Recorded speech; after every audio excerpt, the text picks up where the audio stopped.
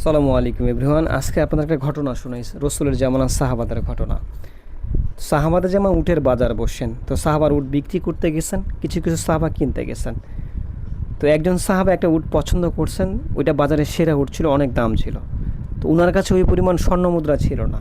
তো উনি কী করছেন, বাসায় আসছেন, যেই পরিমাণ দাম হয় উটটার ওই পরিমাণ স্বর্ণ মুদ্রা নিছেন, নিয়ে আবার বাজারের উদ্দেশ্যে রওনা দিছেন। তো যাই দেখে বাজার শেষ হয়ে গেছেন, যাদের উট বিক্রি হয়নি এরা উট নিয়ে বাড়ি চলে গেছেন। তো উনি খোঁজ খবর নিচ্ছেন, দেখেন ওই উটটা কেউ বিক্রি করতে পারে নাই। তো উনি কী করছেন, ওই উটালা সাহাবার বাড়ির ঠিকানা নিছেন, নিয়ে রাতেই রওনা হয়েছেন। তো যাইতে যাইতে যখন রাত হয়ে গেছেন, তো দরজায় টোকা দিছেন। তো উটালা সাহাবা ভিতর থেকে বের হয়ে আসেন, আসে সালাম কালাম হয়েছে, যেহেতু রাত হয়ে গেছিলেন কেউ কাউকে কিছু জিজ্ঞাসা করেনি।